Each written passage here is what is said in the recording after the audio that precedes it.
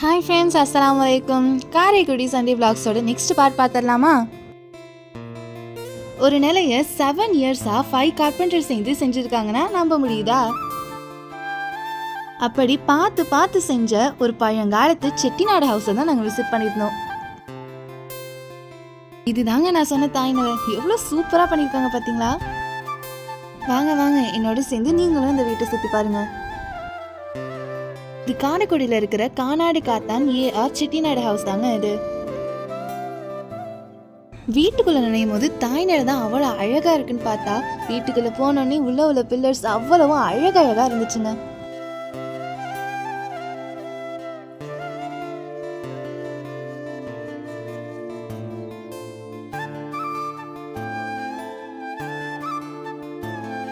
இப்போ உள்ள வீட்லலாம் பால்கனில தான் பர்கோலா வைக்கிறாங்க. ஆனா இந்த வீட்ல நடு ஹால்லே பர்கோலா வச்சு எவ்வளவு சூப்பரா கட்டியிருக்காங்க பாருங்க.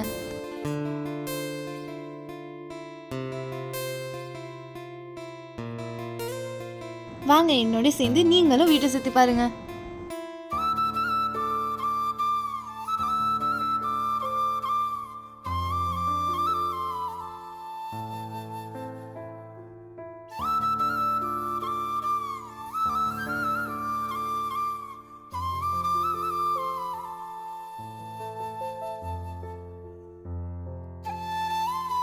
அந்த வீட்டில் வாழ்ந்த முன்னோர்களோட அடையாளமா அவங்க யூஸ் பண்ண திங்ஸ் எல்லாம் இன்னமுமே புதுசு மாதிரி மெயின்டைன் பண்ணி வச்சிருக்காங்க.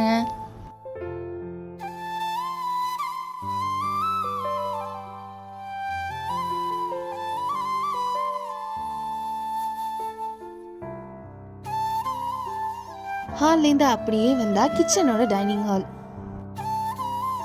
கிச்சன் டைனிங் ஹாலை பார்த்தீங்களாங்க, ஒரே டைம்ல 200 மெம்பர்ஸ் உட்காந்து சாப்பிடலாமா, அந்த அளவுக்கு நீளமாவும் அழகாவும் இருந்துச்சுங்க அந்த இடம். நைட் டைம் ஆக ஆக அந்த ஹவுஸை பாருங்க எவ்வளவு பியூட்டிஃபுல்லா மாறிட்டு இருக்குன்னு.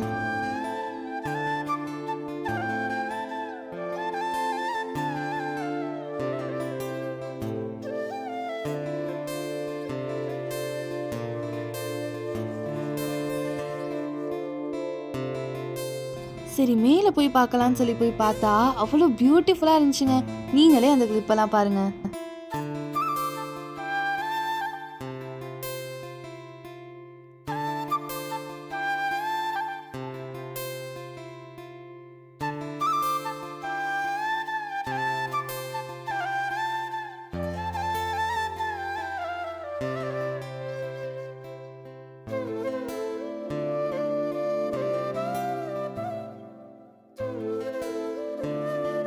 எங்களை இன்னும் ஹாப்பி ஆக்குற விதமா மழை வேற வந்துருச்சுங்க.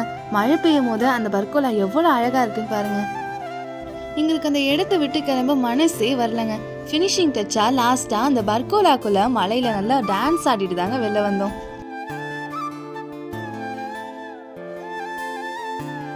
அப்புறம் என்னங்க, மழையில நல்லா ஆட்டம் போட்டுட்டு அவங்க யூஸ் பண்ண திங்ஸ் எல்லாம் சுத்தி பார்த்துட்டு கிளம்பிட்டோங்க.